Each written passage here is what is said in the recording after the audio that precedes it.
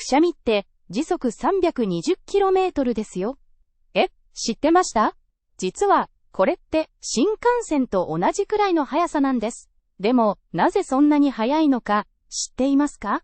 理由は、体が異物を一気に排出しようとするから。くしゃみは、鼻や口の中に入った花粉やホコリを猛スピードで吹き飛ばす防御反応なんです。空気が肺から喉を通って一瞬にして放出される。その時に起こる圧力がこの恐ろしい速度を生み出します。つまり、くしゃみって単なる反射じゃなくて、体の防御システムが全力で働いている証拠。次にくしゃみをした時、自分の体がこんなに頑張ってるんだって想像してみてください。